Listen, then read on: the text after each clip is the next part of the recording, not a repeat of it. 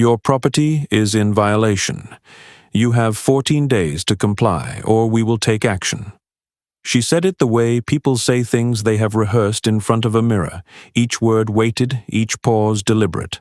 The whole sentence delivered with the particular confidence of someone who has never been told no in a setting like this. She was standing at the edge of my gravel drive in a blazer the color of slate, holding a clipboard with both hands, and behind her the morning light was coming in low and gold across the ridgeline, the kind of light that makes everything look permanent. I remember thinking the light was wasted on her. She had no idea. No idea that the guest house she was pointing at, the access road her car had rolled in on, the drainage easement her board had been citing in their letters for 4 months. All of it was sitting on land I had held the deed to for 23 years. I hadn't sold it. I hadn't transferred it. I had simply, quietly continued to own it. Drop a comment and tell me where you're from. And if something like this has ever happened to you, I want to hear it. Her name was Diane Coulter, and she was the compliance director of the Ridgecrest Hollow HOA. She drove a white SUV that had never once left pavement. She had a laminated badge on a lanyard, and a way of standing that suggested she expected the world to arrange itself around her convenience, and for a long moment I just let her stand there, because the morning was cold and the frost on the fence post was still holding, and I had learned a long time ago that silence is one of the most useful tools a patient man owns. What she did not know, standing there with her clipboard and her 14-day ultimatum, was that I had spent the previous 6 weeks under the protection of a United States Marshal detail. And she did not know what was coming. But I am getting ahead of myself. Let me go back to where this started, because the land comes first. It always does. My grandfather, Elias Croft, came to this part of eastern Tennessee in 1951 with a truck, a chainsaw, and a hand-drawn survey he had commissioned himself because he did not trust a government plat to tell him what was his. He cleared 12 acres by hand, poured a concrete foundation for the main house in the fall of that year, and built the guest house the following spring from timber he milled on the property. He used cedar and white oak, and he fitted the joints the way a man fits joints when he knows they have to last longer than he will. My father, Raymond Croft, grew up in that house, raised me in it, and when he passed in 2001, he left me the deed, the survey, and a banker's box of property records going back to the original purchase agreement, dated September 14, 1951, bearing the county recorder's stamp in faded purple ink. I had read every page in that box. I knew what I owned. I knew where every boundary line ran. And I knew that the guest house, the small cedar and stone structure my grandfather had built with his own hands, sat on a parcel that had never been part of any homeowners association, any subdivision plat, or any recorded covenant of any kind. The land smelled different in the morning than at any other time of day. There was something in the soil along the lower pasture, a mineral dampness that came up through the frost, and the cedar on the guest house caught the light in a particular way when the sun was still low, the grain of the old wood going almost copper. I had spent most of my adult life on this property or traveling for work, and when I was away from it, I carried the smell of it somewhere in my chest, the way you carry a thing you know is yours without having to check. The guest house was 40 feet by 22, set back from the main house by about 100 yards, screened on the north side by a stand of white pines my grandfather had planted as saplings. It had a kitchen, a sleeping loft, a stone fireplace, and a covered porch that faced east. My grandfather had used it for extended family. My father had rented it occasionally to a retired schoolteacher named Mrs. Paulette Graves, who kept geraniums in the window boxes and paid on time for 11 years. I had used it for storage, for guests, and for the past 18 months for a purpose I had not advertised to the neighbors. The Ridgecrest Hollow HOA had been incorporated in 2009, when a developer named Harlan Birch subdivided the 40 acres immediately to the east of my property and built 14 houses on it. The HOA governed those 14 lots, their shared road, their common drainage infrastructure, and nothing else. My property was not part of the subdivision. My property was not subject to any recorded covenant linking it to the development. My property was, in the language of the county's own plat records, an adjacent non-member parcel, a category that exists precisely because not every piece of land near a subdivision belongs to it. This was not a complicated distinction. It was the kind of distinction that any competent title search would have surfaced in under an hour. The relevant documents were on file at the Harlan County Register of Deeds, in a room that smelled of old paper and the particular quiet of places where records go to wait. Diane Coulter, apparently, had not made that search. The first letter arrived on a Tuesday in early March by certified mail. It was on Ridgecrest Hollow HOA letterhead, signed by Coulter in her capacity as compliance director, and it informed me that my guest house was in violation of community aesthetic standards. Specifically, that the exterior had not been painted or treated within the HOA's required maintenance cycle, and that the roofline was non-compliant with the subdivision's architectural guidelines. There was a fine of $250 due within 30 days and a reference to Section 4, subsection C of the Ridgecrest Hollow Declaration of Covenants, Conditions, and Restrictions. I read the letter twice. I set it on the kitchen table. I poured a second cup of coffee and sat with it for a while, looking out the window at the guest house, at the old cedar siding my grandfather had cut and fitted and which had been weathering honestly for 7 decades, the silver gray of it, something I had always found more beautiful than paint. Then I opened the banker's box. The Declaration of Covenants, Conditions, and Restrictions for Ridgecrest Hollow was a public document. I had a copy in the box, obtained from the county register's office the year the development was built, because I had made it a habit to know what was being recorded near my land. I turned to Section 4, subsection C. It governed, as I had expected, properties within the Ridgecrest Hollow subdivision, the 14 platted lots, the shared common areas, the easement corridor along the eastern boundary. The language was plain. The covenants applied to each lot shown on the recorded plat of Ridgecrest Hollow, Phase 1, as recorded in Plat Book 22, page 47, Harlan County Register of Deeds. My property was not on that plat. My grandfather's deed, the 1951 purchase agreement, the subsequent conveyance to my father in 1978, and the conveyance to me in 2001, none of those instruments contained any reference to the Ridgecrest Hollow development, because the development had not existed when any of those instruments were drafted. I did not respond to the letter immediately. I filed it in a manila folder labeled Ridgecrest Hollow HOA Correspondence, put the folder in the front pocket of the banker's box, and went back to what I had been doing before it arrived. What I had been doing was cooperating with a federal investigation that had nothing to do with my property and everything to do with my professional life. I had spent 31 years as a forensic accountant, the last 12 as a contractor for a firm that did work for several federal agencies. In the fall of the previous year, I had been identified as a material witness in a case involving financial fraud at a level that had made certain people uncomfortable enough to make threats. The threats had been assessed as credible, and I had been assigned a protective detail. 2 deputy U.S. Marshals, rotating in pairs, stationed at or near my property around the clock. Their names were Deputy Marshal Renee Okafor and Deputy Marshal Cal Whitmore, and they had been with me for 6 weeks by the time Diane Coulter appeared at the end of my gravel drive. The marshals were present the morning she came. They were parked on the far side of the main house, out of her line of sight, watching through the windshield while she delivered her ultimatum. Deputy Marshal Okafor told me later that she had written down Coulter's license plate number out of professional habit. I found that detail, technically speaking, one of my favorite pieces of information from that entire period. The second letter arrived 3 weeks after the first. The fine had increased to $400. There was now a reference to the HOA's enforcement authority, and a line I read carefully.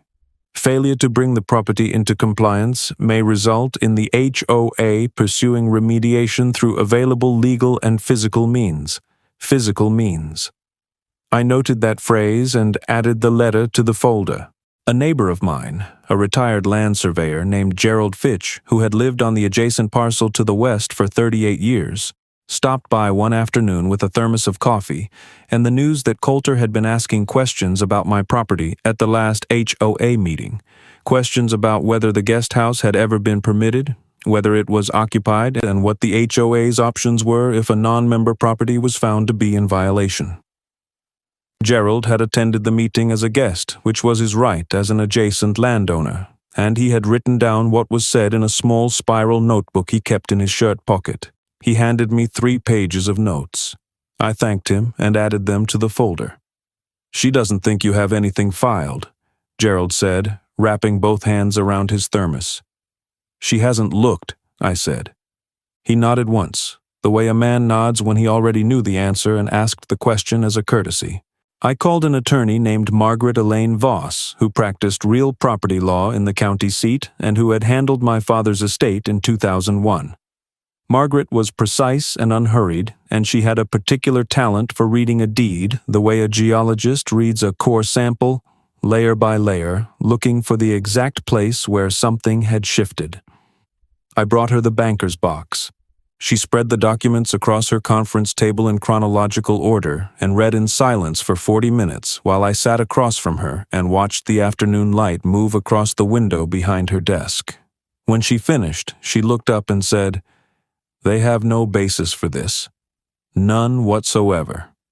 She said it quietly, the way you say something so obvious it barely needs saying. "I know," I said.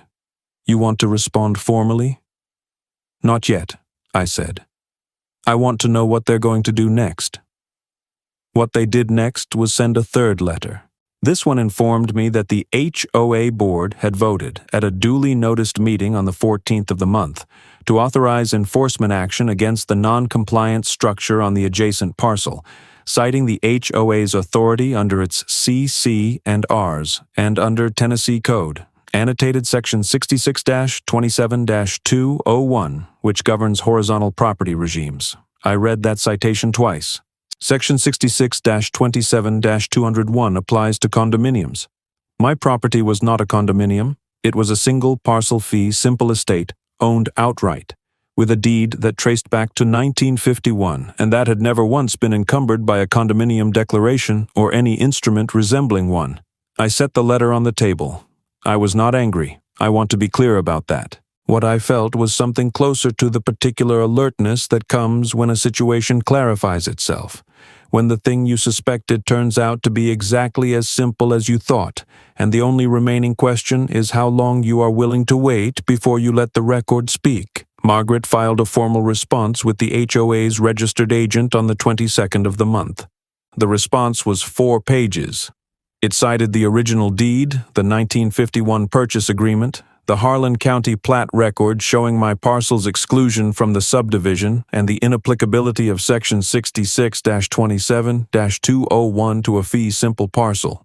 It requested, in writing, that the HOA cease all enforcement activity and provide within 15 business days any recorded legal instrument establishing the HOA's jurisdiction over my parcel. If no such instrument existed, and Margaret's letter made clear that the public record contained none, then the HOA's enforcement actions constituted interference with property rights under Tennessee common law, and we reserved all remedies available at law and in equity.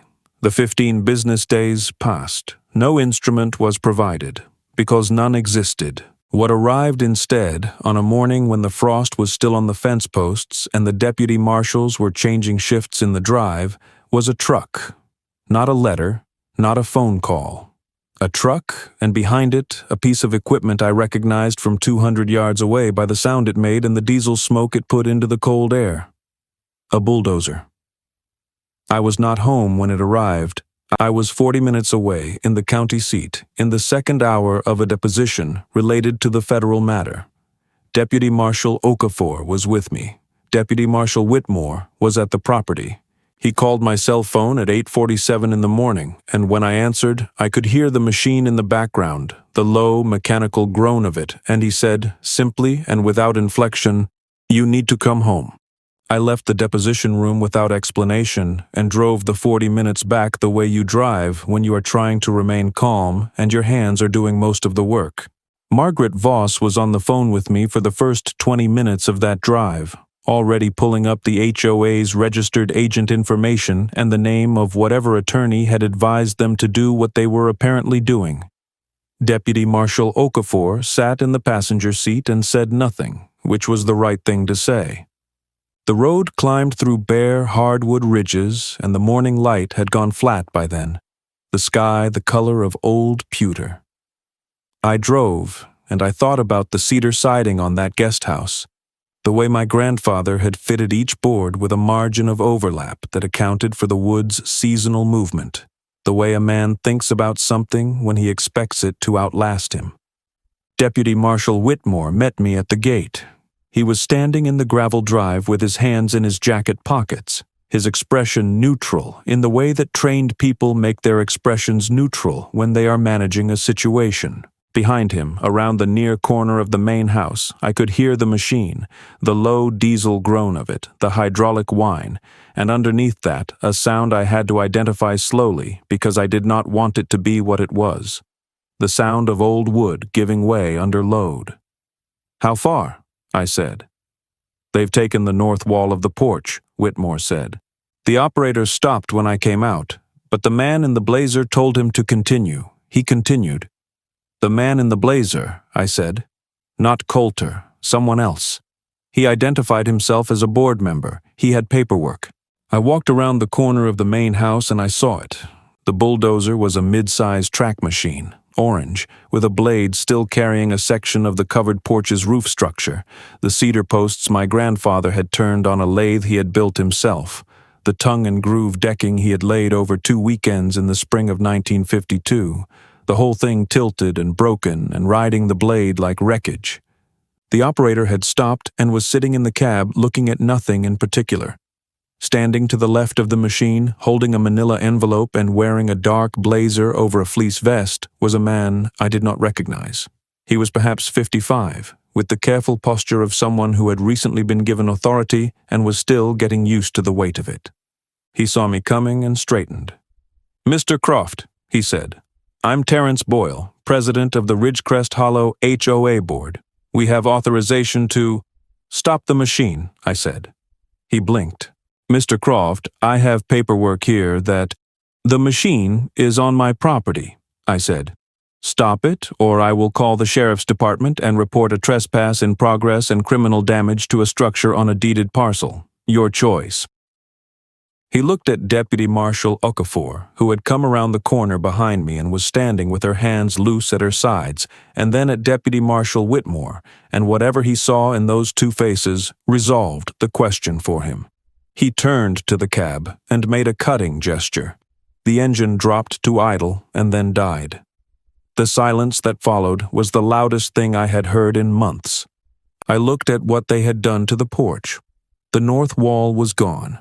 The roof had partially collapsed across the gap, and the old cedar posts, the ones my grandfather had turned by hand, the ones I had touched 10,000 times going in and out of that door, were splintered at their bases, still attached at the top to the beam they had always carried, dangling at an angle that had no dignity in it. The stone fireplace at the far end was untouched. The main walls of the guest house were standing, but the porch was gone, and with it the east-facing view my grandfather had designed the whole structure around, the morning light he had wanted to be able to sit in, the thing he had built to last longer than himself. I was not angry. I want to be clear about that. What I felt was a cold and absolute certainty, the kind that comes when a situation has moved past negotiation and into the territory of record. Everything happening on my property at that moment was evidence. The machine was evidence. The broken cedar posts were evidence. Terrence Boyle and his manila envelope were evidence.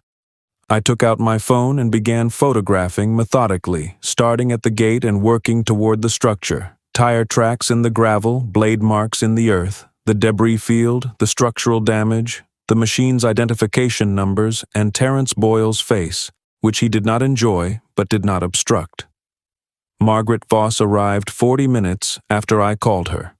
She parked behind Boyle's truck, got out with her briefcase, and walked to where I was standing without hurrying. She looked at the porch. She looked at the machine. She looked at Boyle. Then she opened her briefcase, took out a legal pad and a pen, and said, in the tone of someone conducting an intake interview, "Mr. Boyle, I am Margaret Voss, attorney for the property owner. I need you to understand that everything you say from this point forward may be used in a civil proceeding. Do you understand that?" He understood it. He was less comfortable than he had been 10 minutes earlier.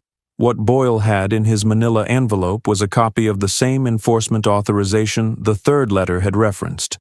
The board vote, the citation to Section 66-27-201, the claim that the HOA had authority to remediate non-compliant structures on adjacent parcels. Margaret read it standing in my gravel drive in the cold, without expression. When she finished, she handed it back to him. This authorization references Tennessee Code Annotated Section 66-27-201, she said. That statute governs condominium regimes. This parcel is not a condominium. It is a fee simple estate. The HOA's CC and Rs apply to the 14 lots shown on the recorded plat of Ridgecrest Hollow, Phase 1, Plat Book 22, page 47, Harlan County Register of Deeds. This parcel does not appear on that plat. The HOA has no recorded easement, no recorded covenant, and no statutory authority over this land. What your board has authorized this morning is not enforcement. It is trespass and destruction of private property. Boyle looked at the envelope in his hand. He looked at the machine. He looked at me. We were advised, he said finally, that the parcel was subject to our covenants. By whom? Margaret said. He did not answer that question. Not then. The operator drove the bulldozer out through the gate 20 minutes later. Boyle followed in his truck without saying anything further. Deputy Marshal Whitmore photographed both vehicles leaving, including the trailer the machine was loaded onto and the name of the hauling company stenciled on the trailer's side panel. Margaret stood in the drive and made calls. I walked to what remained of the porch and stood in the gap where the north wall had been, looking at the fractured cedar posts, running my hand along the grain of the wood where it had split. The fracture was clean through the heartwood, the interior still pale and tight-grained, the kind of wood that does not grow anymore in the dimensions my grandfather had cut it. It had held for 72 years. It had taken a machine about 4 minutes to undo. I did not touch anything else. I went inside the main house, made a pot of coffee, sat at the kitchen table with the banker's box, and began to build the file that would end this. Now let me step outside the story for a moment, because what happened over the following 3 weeks is worth understanding as a sequence rather than a summary. By the time Boyle's machine left my property, I had photographs, Deputy Marshal Whitmore's contemporaneous notes, the operator's name from the machine's registration plate, the hauling company's name, and Boyle's own words on record. Margaret had the HOA's written enforcement authorization, which cited a statute that did not apply and a jurisdiction the HOA did not hold. The HOA had given us, in writing and in action, everything we needed. They had done this to themselves, methodically, over 4 months, and the only thing left was to let the record say so in a room where it counted. Stay with me. The title search Margaret commissioned the following morning was conducted by a licensed abstractor named Doris Hensley, who had been doing title work in Harlan County for 31 years and who had developed a reputation for finding exactly the instrument that other people had missed. Doris worked from the county register's office for 2 days. On the morning of the 3rd day, she called Margaret, and Margaret called me. And what Doris had found changed the character of the situation from a simple boundary dispute into something considerably more serious. The Ridgecrest Hollow subdivision's recorded plat, Plat Book 22, page 47, contained a note in the surveyor's certificate stating that the subdivision's eastern drainage easement terminated at the western boundary of an adjacent parcel identified by deed reference as the Croft parcel, Deed Book 118, page 204, Harlan County Register of Deeds. That deed reference was my grandfather's original 1951 deed. The plat had named my parcel explicitly as the boundary of the HOA's drainage easement. The HOA's own recorded plat acknowledged that my land was not theirs, had never been theirs, and served as the fixed point against which their eastern boundary was defined. That was the first thing Doris found. The second was more consequential. In the HOA's own CC and Rs, the document Colter had been citing for 4 months, there was a provision in Article 9, Section 2 that I had not previously focused on because it had seemed, on first reading, to be a standard administrative clause. It read, in its entirety, The association's enforcement authority extends solely to those parcels identified on the recorded subdivision plat, and no enforcement action of any kind may be taken against any adjacent non-member parcel, whether or not such parcel abuts association property, without the prior written consent of the parcel owner and a finding by a court of competent jurisdiction that such action is authorized by law. Without the prior written consent of the parcel owner, without a court finding, they had not had my consent, they had not obtained a court finding, they had not even attempted to obtain one. They had simply voted, cited an inapplicable statute, hired a machine, and sent Terence Boyle to my property with a manila envelope and the posture of someone who had never been told no. Article 9, Section 2 of their own governing document had prohibited exactly what they had done. The HOA had violated its own CC and Rs in the process of trying to enforce those CC and Rs against a parcel that was not subject to them. The document Coulter had been waving at me for 4 months was the same document that would establish the board's liability for what had happened to my grandfather's porch. I sat with that for a long time. The kitchen was quiet. The banker's box was open on the table. Outside the window, the guest house stood with its broken porch and its intact walls and its cedar siding going copper in the afternoon light, the grain of the old wood patient and indifferent to everything that had happened around it. Margaret filed the civil complaint in Harlan County Circuit Court on the 14th of the following month.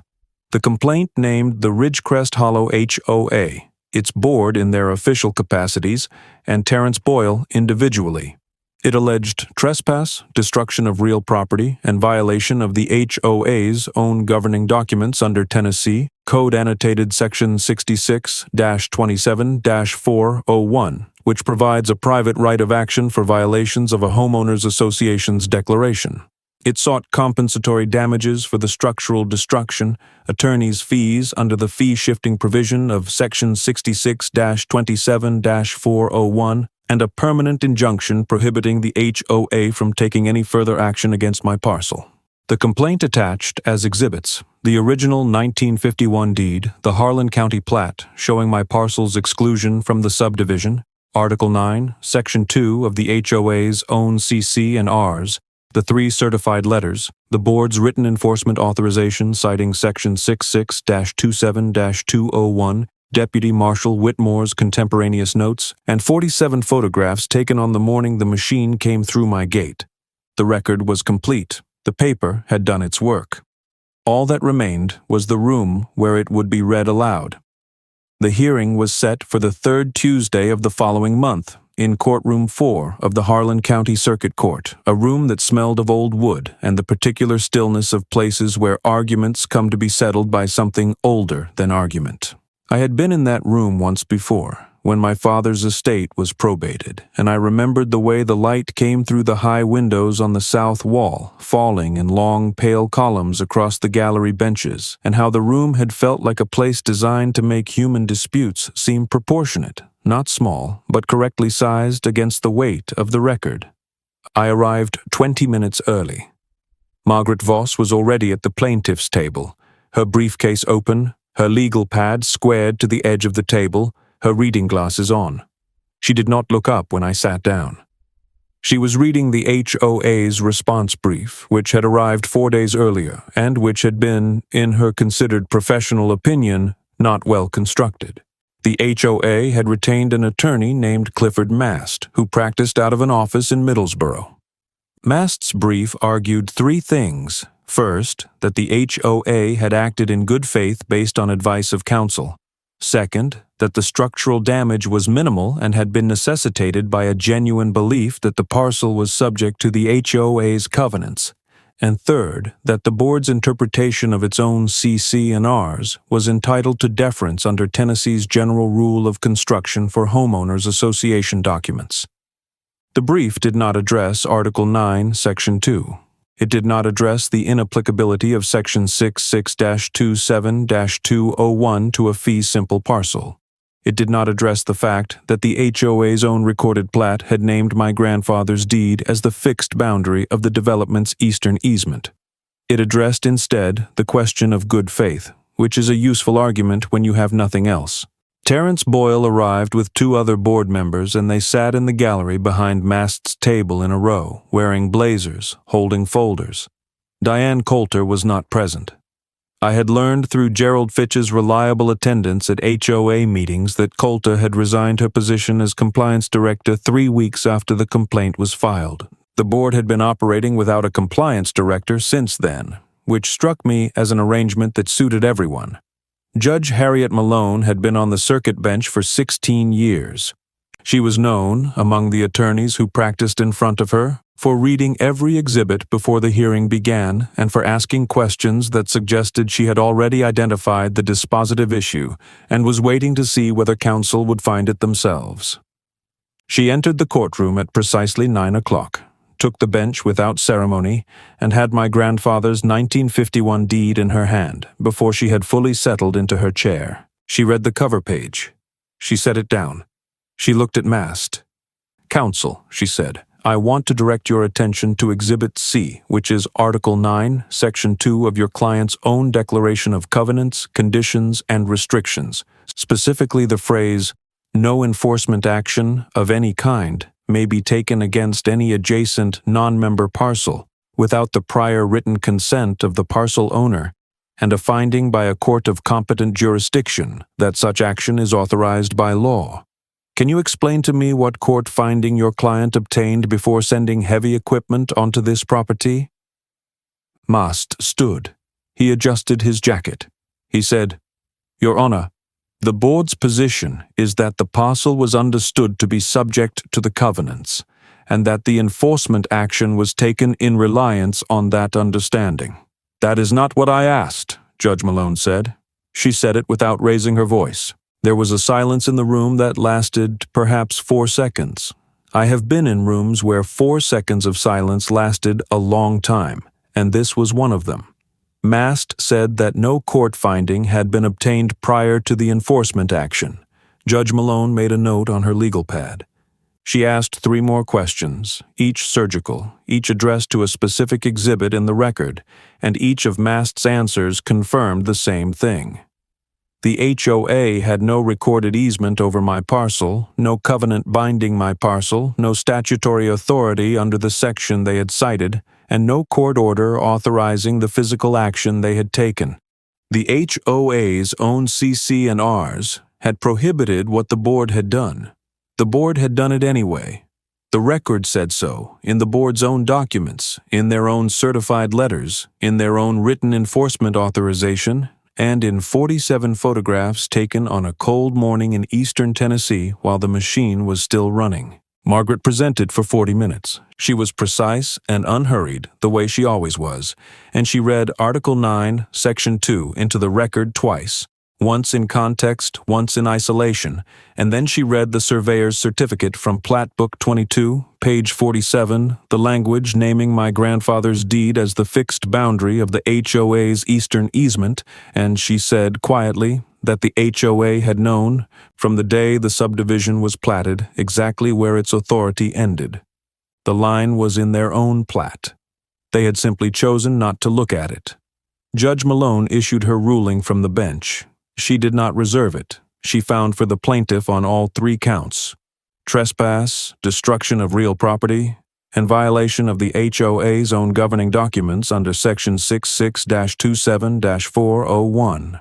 She awarded compensatory damages in the amount of $62,400, which was the contractor's estimate for restoration of the guesthouse porch to its original specifications, including the sourcing of old-growth cedar to match the existing structure.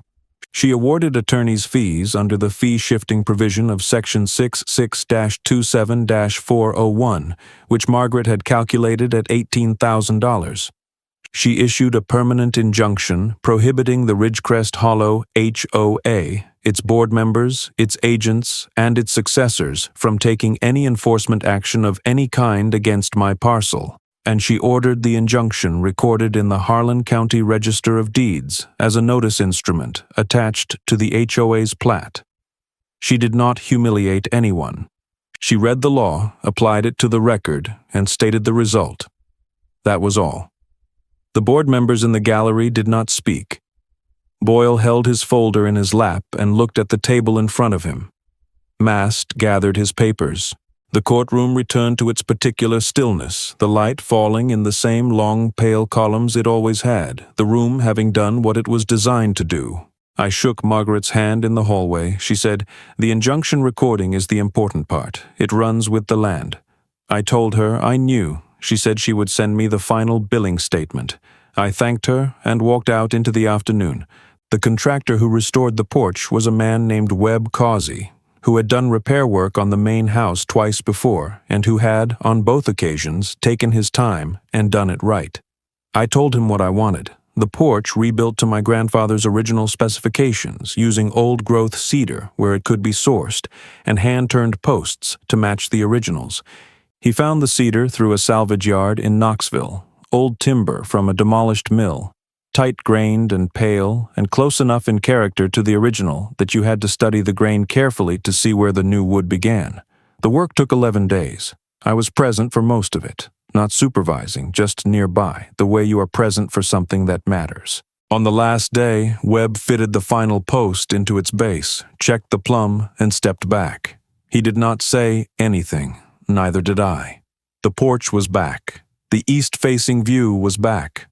The morning light, when it came the next day, fell across the covered decking the way it always had, the cedar going copper in the low angle of it, the grain of the old wood patient and indifferent, the same as it had ever been. The frost was back on the fence posts by then. The season had turned while the legal matter was working its way through the record, and the lower pasture had that mineral dampness in the mornings again. The smell of cold earth and cedar and the particular quiet of land that has been left alone to be itself. I walked the fence line the morning after Webb finished, the way I had walked it 1,000 times before, the way my father had walked it, the way my grandfather had walked it with a hand-drawn survey in his jacket pocket and the absolute conviction of a man who knew what was his. The boundary posts were where they had always been. The line ran where it had always run.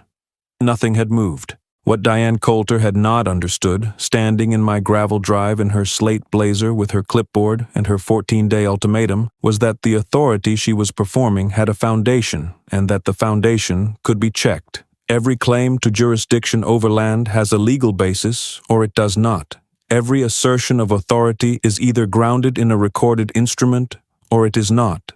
The record does not care about the confidence of the person making the claim. It does not care about the laminated badge or the clipboard or the rehearsed cadence of the ultimatum. It cares only about what is written down, filed, and indexed in the place where such things are kept.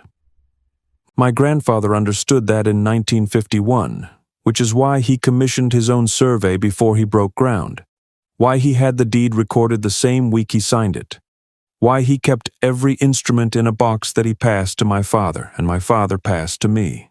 The record was his answer to every question that might ever be asked about this land. It turned out to be mine as well. The injunction is recorded in the Harlan County Register of Deeds. It runs with the land, as Margaret said, which means it will be there when the next owner of the Ridgecrest Hollow lots pulls a title search, and the one after that. The boundary is in the record. The boundary has always been in the record. It was waiting, patiently, for someone to look. If you have land or a property question or a story about a boundary dispute or an HOA that overreached, I would genuinely like to hear it in the comments. And if you want to follow along when the next case comes up, the subscribe button is there. There is more to come, and some of it is stranger than this.